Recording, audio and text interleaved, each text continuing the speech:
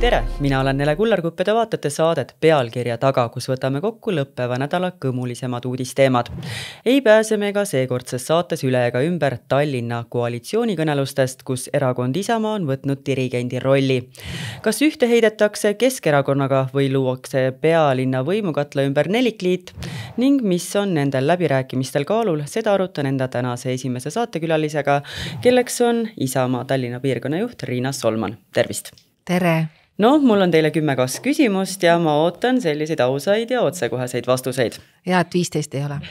Alustame. Kas see, mis Isamaa praegu koalitsioonikõnelustel Tallinnas korraldab, on puhas show ja tegelikult olete juba ammu otsustanud, kellega koalitsiooni minnakse? Ei, see ei ole show, see on tõsine poliitika tegemine.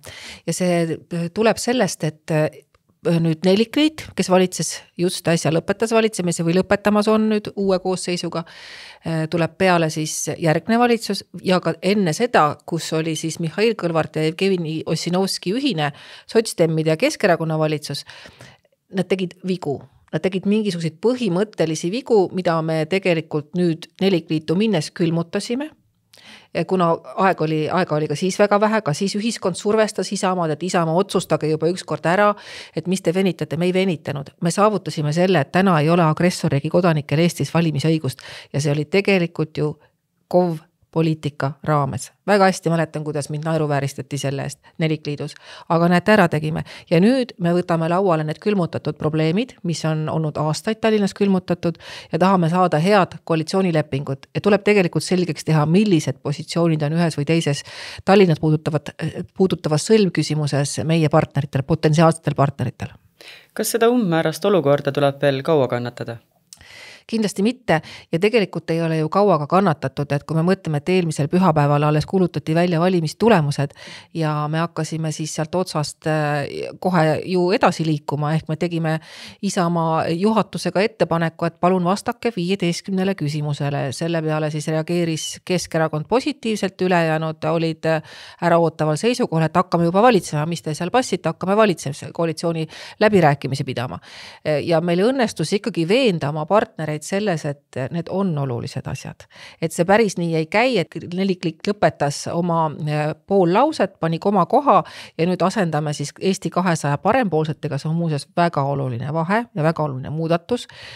Tegemist oli ju pigem sellise pigem võib-olla vasakule kalduva erakonnaga, aga parempoolsed on päris parempoolsed mingites küsimustes, mis puudutavad näiteks sotsiaaltoetusi, mis puudutavad hüvitisi ja seal on nii palju erisusi ka linnaruumi puudutavas, nii et tegelikult selle tiiru peale tegemine ja positsioonide välja selgitamine oli ainumõeldav variant. Kas reitingute laineharjal purjetaval Isamaal poleks 1,5 aastat enne Riigikogu valimisi targem üldse opositsiooni jääda? Et mitte leppida ühte või teise koalitsiooni minnes siis oma reitingu langemisega?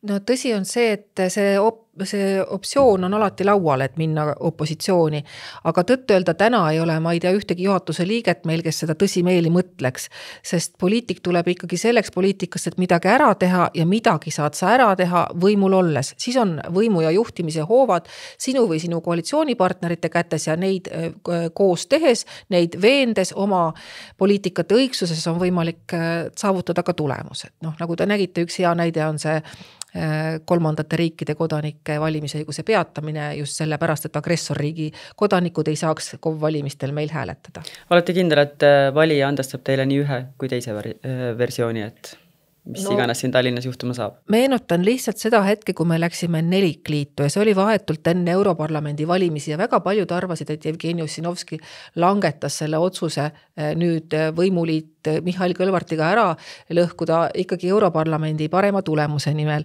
Kas ta nii tegi või mitte, see jääb tema teada, aga ka siis öeldi meile, et te teete vea, et te lähete, eks ole, upitama teisi ja teil tõmmatakse enda nahk üle kõrvade selles mitmikkoalitsioonis, et seal ei ole võimalik võita.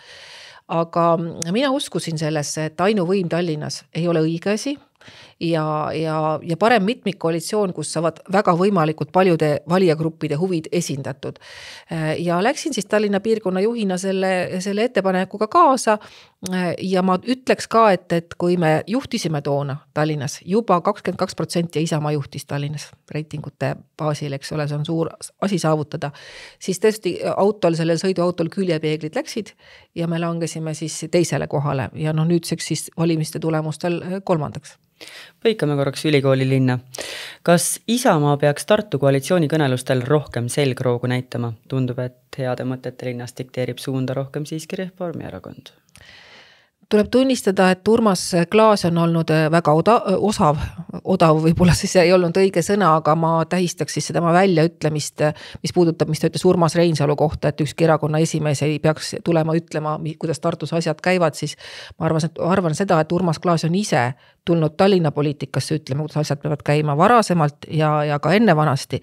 Nii et öelda teisele poliitikule, et tema ei tohi tulla justkui tema vürstiriik midagi kommenteerima, näitab ikka väga suurt võimuiha ja ma olen selles suhtes väga kriitiline.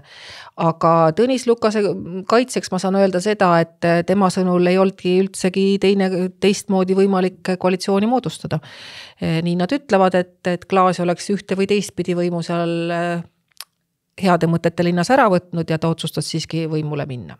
Kui palju te ise erakonnas neid asju omavahel arutate või on ikkagi niimoodi, et Tartu piirkonna inimesed teevad oma asja ja teie siin teete oma asja? Isamaa on väga demokraatlik erakond, meil on selline oma suhtlusvõrgustik, kus kõik probleemid, mis on päevakajalised, on päeva jooksul arutlusel, nii et me päris üle-eestiliselt teame asjadest kiiresti ja avaldame ka arvamust.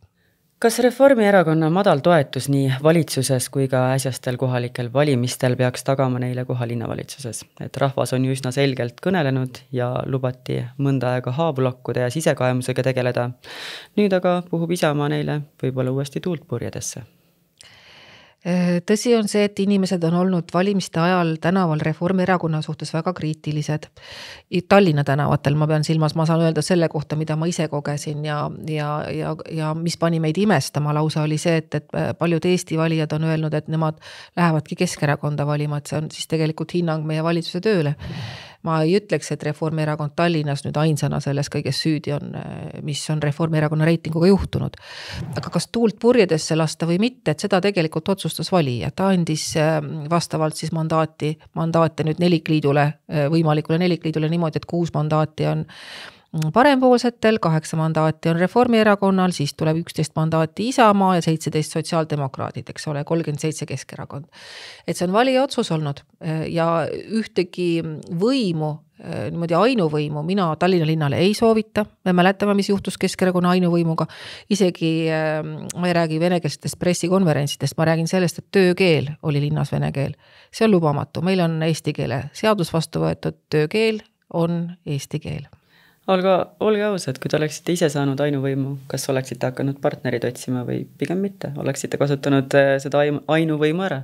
No kui te vaatate minu käekirja, et ma toona otsustasin nelikliidu kasuks, siis tuleb öelda, et ma olen demokraatlik inimene, et mulle pakkus see just sellisel kõrgel raskusastmel ülesande lahendamine ja mõtlemine sellele, et mitte ainult Isamaa, vaid on väga erinevate vaadetega inimesed Tallinnas, et nad kõik peaksid saama oma esinduse.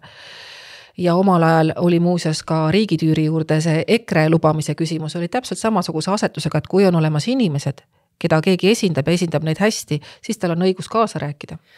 Maikuus rääkis Tallinna abilinnapea Karl-Sander Kase Postimehe otsestuudios, et linnavalitsus jätkab Tallinna haigla projekteerimisega ja kui riik saab sobiva peaministri, alustatakse ka ehitust. Isamaa ja Reformierakonna Tartu meeskonnad lubasid aga kõikide legaalsete vahenditega Tallinna haiglale vastu seista. Kas Isamaa jagab ning murrab rahvale antud lubadusi vastavalt sellele, kuidas endale mugavamat istekohta tagada? Kindlasti mitte. Siin tuleb vahet teha, et üks on võimupealinn, teine on vaimupealinn ja kui me teame, et Tartus tegelikult valmistatakse ette meile kõrgel tasemel arste erinevatesse erinevatesse meditsiinivaldkondadesse, siis on ju ka käinud jutud, et koos selle suurhaigla ehitamisega liigub ka arstiõppe Tallinnasse ära. Siis ma küsiks endise riigihalduse ministrina ja regionaalpoliitika eest seisjana, et mis siis üldse Tartule alles peab jääma, kui see konkreetne Tartu Ülikooli õpe ka veel Tallinnasse tuua. Et me teame hästi, et tõmbekeskused moodustuvad tihti nagu noorte inimeste, noorte perede ümber, et kui kusagil ehitatakse ülikool, noored lähevad linna, hakkavad õppima, hakkavad perekondi rajama, siis seal ümber tekivad elu, teenused, ettevõtlus. Ja kui tartlased seisavad oma õiguse eest, siis ma saan nendest aru, aga saades aru ka Tallinna positsioonist, siis Karl-Sander Kase on ju vastutav sotsiaalala linnapea ja ta peabki seisma selle eest, et Tallinn saaks omale korraliku haigla. Ja ma tõmbaks siia vahele siis kiriku keset küla, et õigus on nii Karl-Sander Kasel kui ka Tõnis Lukasel, aga et nad sellepärast kindlasti nüüd tülli ei lähe. Aga milline on Tallinna Isamaa esinduse seisukoht praegu seoses Tallinna haiglaga? Meie oleme muuseas olnud Isamaaga Tallinna volikogus suurhaigla rajamise osas skeptilised ja nüüd võimule minnes nelikkoalitsiooni, kui Karl-Sander Kase seda on hakanud esindama, oleme me käinud siis riigiga läbirääkimistel ja mina samal ajal riigis siis sotsiaalkomisjoni aseesimees Riigikogus olles olen pigem alati olnud sellel seisukohal, et riigil ei ole hetkel rahalisi vahendeid sinna projekti minna, aga tallinlasena ma kindlasti kinnitan, et meil on vaja kvaliteetset uut haiglat, selle poolt ma olen, kas sellises pompöösses mahus, selle poolt ma ei ole ja vaadates siis julgeoleku olukorda või ohuolukordi, meil on ikkagi idanaaber piiri taga suhteliselt keevaline, õnneks ta meid praegu kuidagi ei ründa, aga ütleme niimoodi, et kui ehitada Tallinnasse üks ainuke objekt, siis see ei ole ka julgeolekupoliitiliselt õige, et hajaasustus erinevate haiglate, ütleme ka kui meid mingisugune loodusõnnetus peaks tabama, eks ole, et see igal juhul on õige, et meil on infrastruktuuris rohkem maju kui ainult üks suur haigla Lasnamäel. Kas Kris Kärner visati ennatlikult erakonnast välja või oli viga hoopis tema tagasikutsumine parteiridadesse? No mina olen seda meelt, et noort inimest ei saa kohe hukka mõista, tal tuleb anda teine võimalus ja Kris Kärneri tühistamine arvan, et ei olnud õige otsus. Ma saan aru ka sotsiaaldemokraatide meelepahast, aga ma ei saa aru sellest, et miks nad ei võta seda tujurikku ja klippi, et ei tühista seda tervet klippi ära, mis ringleb netis ringi, mille põhjal siis Kris Kärner selle oma sketši tegi. Ma arvan, et küsimus ei ole siin ainult sotsiaaldemokraatide meelepahas, ma arvan, et küsimus on selles, millist sõnumit väljapoole saadetakse, nii tema jälgijatele üldiselt, kui et see keelekasutus siiski peaks olema ju. Keelekasutus peaks olema korrektne, ta ei tohi inimesi solvata, aga kui inimene tegi sketši, siis tuleb sellest kontekstist aru saada. Ja muidugi see oli sotsiaaldemokraatide teema. Sellest tõmmati ikkagi enne valimisi korralik vile üles, võimendati kõvasti ja inimene rääkis neid sõnu hoopis teises kontekstis ja teises võtmes, et ta on pärast vabandanud, ta on tunnistanud, et ta tegi vea. Ma olen öelnud talle ka avalikult, et tubli, et sa viga tunnistasid, alati saab vigu parandada ja nüüd siis inimene kohe tühistada ja kõrvaldada noor inimene poliitikast 29 aastane on ta. Ma ei pea seda õigeks. Aga kui ta Isamaasse tagasi ei tule, on erakond sellega kaotanud? Siis on erakond tema kahjuks kaotanud. Ma loodan, et Kris Kärner on selline noor reservohvitser, nagu ta on ennast kirjeldanud, et ta ei ole konn, kes ringi hüppab, vaid kui ta valib midagi, siis ta jääb selle juurde. Kas olete kindel, et emma-kumma koalitsiooni puhul pealinnas kannab see järgmiste valimisteni välja või tuleb rahval näha kordusetendust suvisest fiaskost, kus koalitsioonipartnerid linnavalitsusse kuidagi ära ei mahtunud? Tõsi on ju see, et kuni selle varasuvise lasteaedade kohatasu tüli üle oli koalitsiooni tervis väga hea. Et see nelikkoalitsioon oli töötav, atmosfäär oli töine, sõbralik. Seal oli neid murekohti teisigi, äkki trammiliinid ja nii edasi. Seal on arutelu kohti ja vaadake, nüüd ongi ju hea võimalus kõik need küsimused, mis on külmutatud, laua peale võtta. Et nelikkoalitsiooniga läheb, ma arvan, senikaua hästi, kuni keegi nelikkoalitsioonist ei hakka domineerima, ultimaatumeid esitama ja vetostama. Aga nii juhtus, et Reformierakond esitas ultimaatumeid, läks välja ja tuli jälle sisse tagasi ja läks jälle välja, et see oligi see koht, millest ilmselt avalikus aru ei saanud ja ma mäletan hästi, kui ma andsin ka kevadel ühte intervjuud ja ütlesin aprillikuus välja need sõnad, et kui nelikkoalitsioon nüüd tülli ei lähe, siis me purjetame kuni valimisteni samamoodi välja. Aga näete, see juhtus. Nii, aga küsimusele te siiski ei vastanud, kas te olete kindel, et emma kumma puhul peetakse 4 aastat. valimisteni vastu. Ja ma vabandan, mul läks selle mõtte edastamisel, läks see küsimus meelest, et me praegu töötame selle nimel, et panna kokku selline koalitsioonileping, mis peaks vastu järgmised 4 aastat, sest mina arvan, et Eesti rahvas Tallinna pealinnas vajab stabiilsust, kindlust, et poliitikud suudavad koostööd teha, mitte ei vaheta kogu aeg võimu, see ei ole tegelikult tervislik. Kas poliitikat ning poliitikuid suunab mänguilu, võimuiha või valija huvide eest seismine? See on väga hea küsimus. See sõltub poliitikust. On missioonitundega poliitikuid, on mängureid, kellele meeldib esineda ja nautida, kuidas publik reageerib. Ja ma arvan, et minus on pigem missioonitundega inimest kui ka võitlejat, aga ka ma ei võitle endal verd ninast välja, vaid ma võitlen ikkagi asja eest.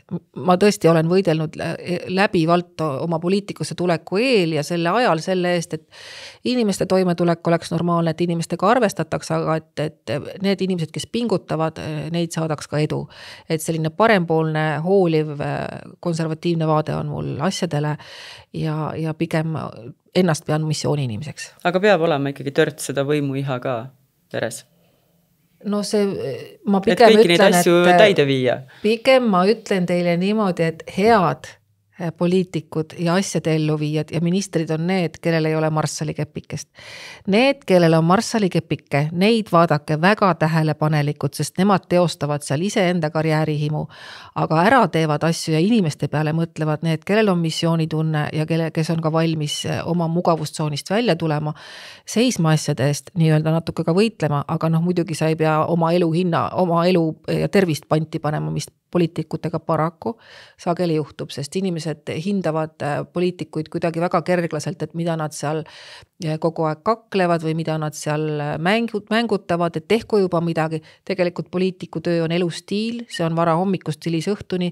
Minul lõppesid valimised nüüd 19. oktoobri südaööl, me läksime veel külla sotsiaaldemokraatidele öösel ja algasid hommikul ajakirjanike kõnede peale ja pärast seda on toimunud kõik non-stop ilma puhkuseta, ilma puhkepäevata ja kampaaniaperiood on täpselt samasugune.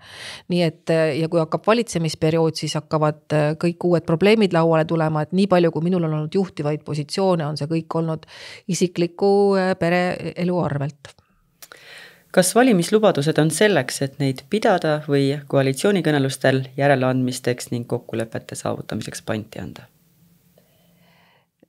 Võiks olla ju niimoodi, et neid pidada. Reaalne elu on see, et kui on eriti 4 osapoolt, mida vähem osapooli, seda vähem on ju kokkuleppimist. Aga see ei määra alati ära, et poliitika on ka kompromisside kunst. Ta on läbirääkimise kunst, veenmise kunst, esinemise kunst ja ka kompromisside tegemise kunst. Et Isamaa nüüd viimases nelikliidus olles võttis omale nõuks seista agressorriigi kodanike valimisõiguse kaotamise eest KOV tasandil, kuna see puudutab KOV tasandit väga palju, kui sinna oleks tulnud väga palju võõrriigi nii-öelda huvide eest seisjaid, keda paraku ka Eestis elab, siis ei oleks olnud väga hea. Aga nüüd neid ei ole ja samas me pidime ohverdama mõned meile väga olulised teemad selle nimel, et saaks nii mõnigi asi tehtud. Ja näiteks ma toon teile need liiklusummikud, liiklussõlmed, kus me näeme, et Viru ringile viib meil Pärnu maantelt üks rida, Narva maantelt üks rida, Paldiski maantelt üks rida, Reiditeelt läheb Merepuiesteele üks rida ja ka Kalamaia üks rida, et tegelikult meil on tipptundidel sellised ummikud, kus inimesed seisavad juba tunde. Ma ei pea seda normaalseks ja ma ei pea seda nagu õigeks ka sellest lähtepunktist, et see puudutab ühe erakonna visiooni ja võib-olla sinna kuulus omal ajal ka Pärtel-Peeter Pere Reformierakonnast, aga inimesed on pandud kannatama. Ja inimesed kolivad lihtsalt kesklinnast selle pärast ära, et siin saa lastega pere ei saa siin autoga sõita. Millal me saame teada, milline saab olema Tallinna järgmine linnavalitsus? See on see miljoni dollari küsimus alati. Ma ütleks niimoodi, et Isamaa ei ole hetkeks ka tegelenud venitamisega. Me oleme liikunud enda valitud rütmis küll, aga ikkagi selle nimel, et saada vastuseid meile olulistele küsimustele. Nüüd Nelikliidu puhul ma väga tänan partnereid, need kohtumised on olnud ausad, need on olnud südamlikud ja silmast silma me oleme saanud öelda asju, mida me tegelikult sellise suure kolokviumi laua taga ei ütleks, kus kõik osapooled võib-olla kipuvad hoopis, eks ole, ennast kehtestama. Et see oli oluline teada saada, millistel positsioonidel keegi on. Nüüd on siis meil järele jäänud kohtumine Keskerakonnaga ja see toimub siis reedel kell 11, mille järgselt siis Isamaa võtab kokku oma juhatuse ja ma ei taha katteta lubadusi anda. Kuigi tahaks öelda, et võt niimoodi on, et sellel kellaajal ja sellel kuupäeval, siis me koguneme ilmselt pärast juhatust selleks teada andeks, et kumba suuna Isamaa valib, et ma eeldan, et tuleval nädalal ehk. Riina Solman, ma tänan teid selle intervjuu eest. Aitäh teile kutsumast.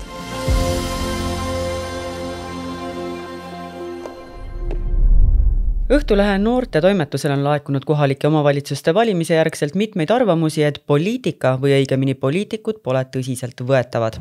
Reklaamides end läbi sotsiaalmeediakanalite nagu TikTok on fookus nii-öelda päris asjadelt kandunud omaenda kuvandi loomisele.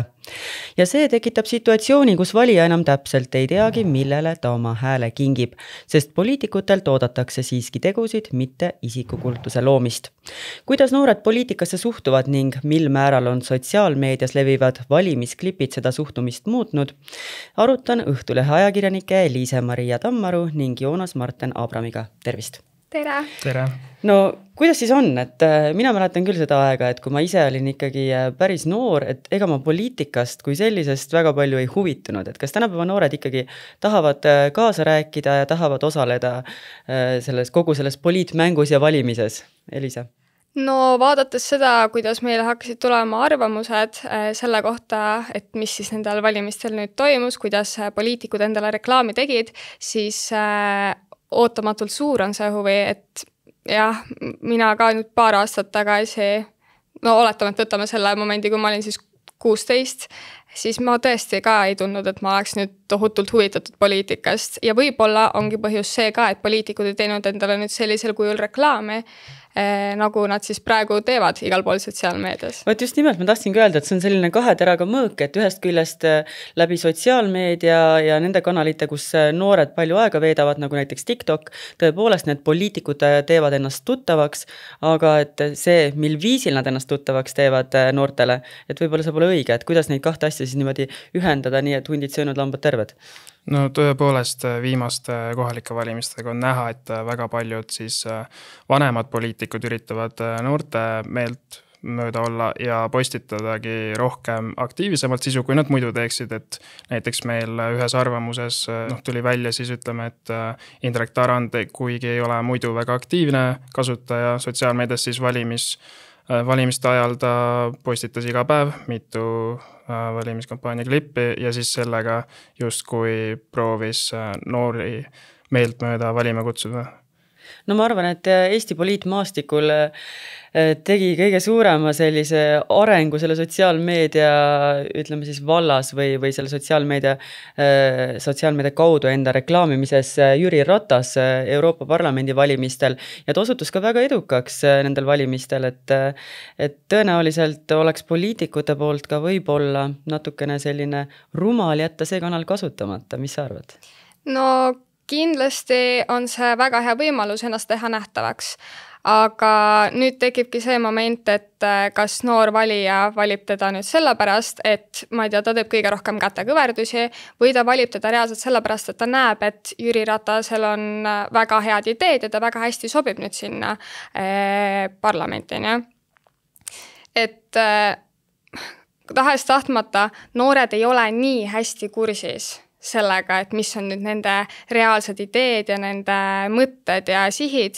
Aga kui ta teeb TikTokis kätekõverdusi, siis ta on nähtav ja päris palju on neid kommentaare, kus kohas ongi, et miks sa ta valisid, ta on nii naljakas või et ta toodab nii head sisu.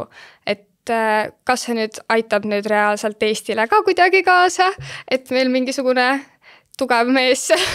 No tavaline vastus on ju see, et ma valisin kõige tuttavama nime. On nii?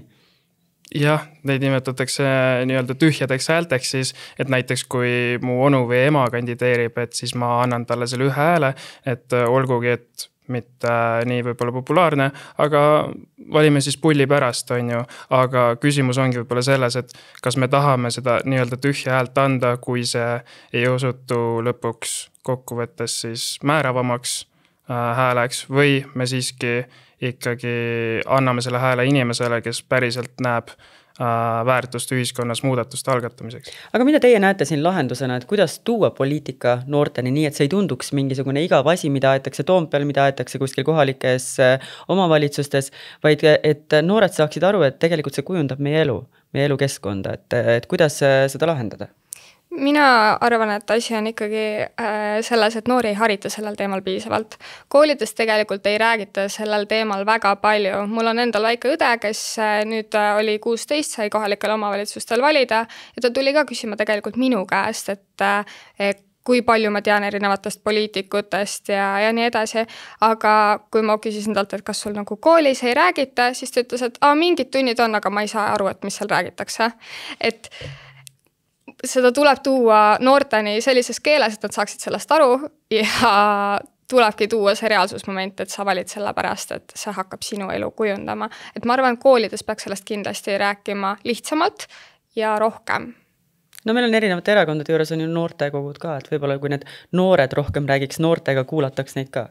Ja kindlasti, et kui sotsiaalmeedias rohkem õhutada seda, et siis absoluutselt rohkem saab see teema lähedasemaks, aga samamoodi ka noortele julgustuseks ikkagi, et võiksid rohkem ise tutvuda kindlasti valimisprogrammidega ja kui sealt ei selgu sõnum võib-olla nii lihtsas keeles, siis võib ka küsida vanemalt inimeselt nõu, et kas või perekonnaringis emalt isalt küsida, aga siis lõplik valik ja maailmavaade peakski kujunema igal ühel isendal. Kas teile meeldivad poliitikud TikTokis? No, kui nad on naljakad, siis eks neid on päris tore seal nagu vaadata. Ütleme nii, et seal on nii mõndagi, kes on endal kohalikel valimistel tõusnud. Aga nalja ja sisu, kas annaks ka kuidagi ühendada? Või siis, kui panna sinna taha selline sügavam sisu, et siis ei viitsi teda enam seal TikTokis niimoodi jälgida?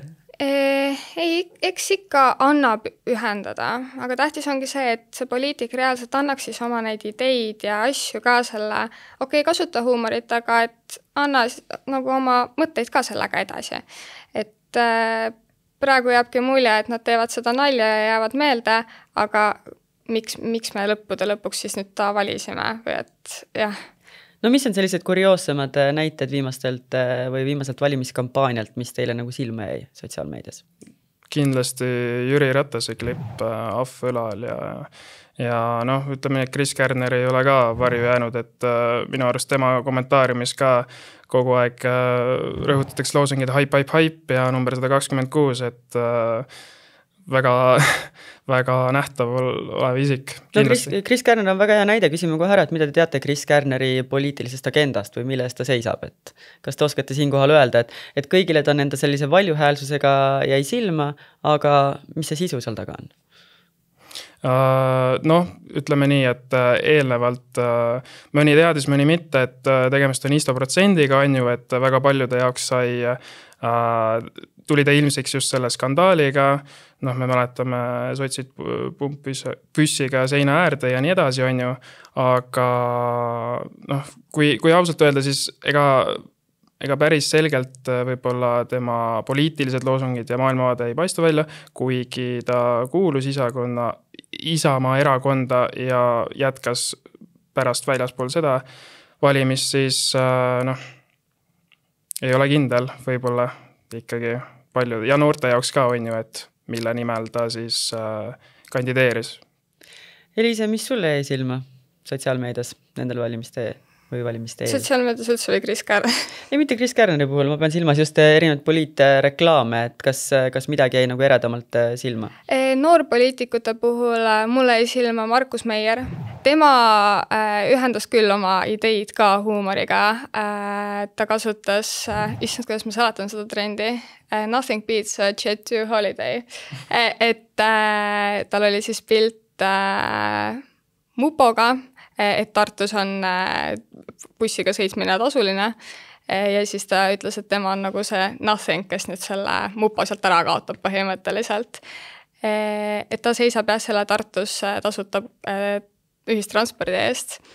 Ja noh, Daniel Kõiv oma selle Tinderi kampaaniaga, et jah, nad jäävad silma, aga lihtsalt see sõnum peab olema ka seal taga sisuline, et noor peab aru saama, et miks ta valib seda inimest. No meil on 1,5 aasta pärast Riigikogu valimised, tehke mõlemad üks selline üleskutse poliitikutele, et kuidas teha endale reklaami niimoodi, et ühendada see sotsiaalmeedia trend, noored sotsiaalmeedias on väga palju, nad teavad täpselt, et mis seal on populaarne, mis mitte, sisuga.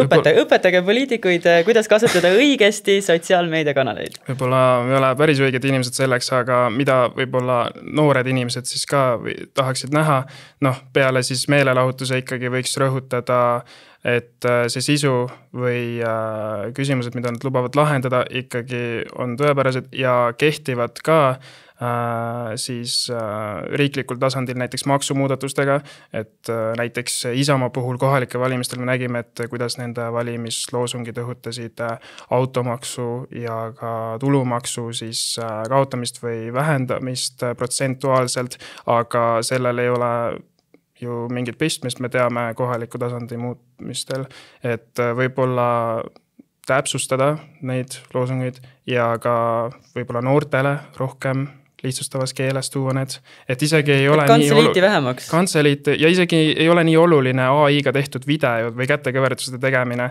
et seda võib igapäevaselt tegelikult ka näha on ju teistes sotsiaalmeediakanalites.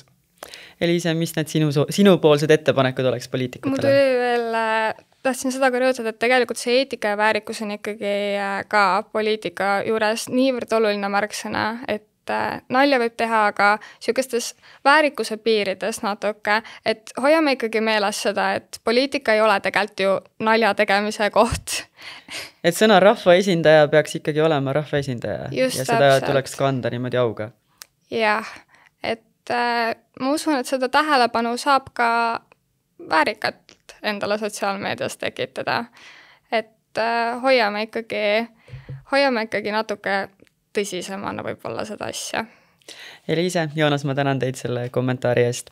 Aga meie liigume nüüd pildiga Tallinna tänavatele, kus uurisime rahvalt, kas pikale veninud koalitsioonikõnelused pealinnas väsitavad neid ja kuidas mõjutab see poliitikute usaldusväärsust inimeste silmis.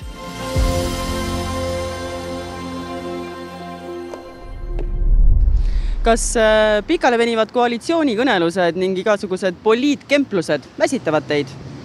No absoluutselt selles mõttes, et ma sain aru, kuna ma olen natuke seotud, ma sain aru, et see tehakse kohe ära, aga ma kardan, et see mingi vist kuu kuni 2 läheb see jama. Jah, ütleme, et natukene piinlik on vaadata küll, et alles nägin uudistest, kuidas enamus teised Eesti linnad on asjaga hakkama saanud, aga Tallinnas saetakse üks ja selle kirju, et ma ütleks, et natuke piinlik. No loomulikult väsitavad. Selles mõttes, et kellelegi ei meeldi selline jama, mis siin Tallinnas toimub. No mina ei ole väga huvitatud poliitikas. Ei, mind ei huvita absoluutselt poliitika. Nii et üldse ei hoia silma peal? No ma tean, mis toimub, aga ei süvene sellesse. Otsed ei väsita, sest ma Eesti poliitikat enam ammu ei jaksa jälgida. Miks ei jaksa? Mis seal häirib? Sellest nagu ei sõltu eriti midagi. Lihtsalt see on see probleem. Et nendest poliitikutest vahet pole, kes pukis on, et selles mõttes tehakse ikka mingid asju? Suured otsad tehakse väljaspool Eestit. Aga ise hoiate nendel sündmustel ja asjadel pidevalt kätt pulsil? Tegelikult väga ei hoia, sest minust ei sõltu siin ju kahjuks mitte midagi. Aga selline meedia vahendusel, ütleme siis teineteise piiride kompamine ja nurkade lihvimine, kas teile tundub, et see on pigem selline poliitiline läbipaistvus või on see lihtsalt selline mängurlus? See on jah mingi tsirkus, mida seal tehakse praegu. See on puhas pornograafia. Nii et usaldusväärsust ei kasvata? Absoluutselt mitte. Ma arvan, et igaüks üritab lihtsalt oma selgroogu näidata, et oma võimu kuidagi kehtestada, aga see pigem on kõrvalt vaadates näeb lapsik välja. Aga kas ja kes peaks Tallinnas rohkem enda selgroogu näitama, et siin asjad paika looksiksid? Seda on nüüd küll raske öelda, et mina ei ole selleks ma arvan õige inimene.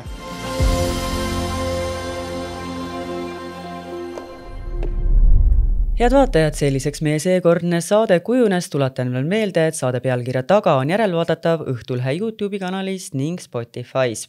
Kohtume teiega taas juba järgmisel reedel, saates pealkirja taga ikka Õhtulehes.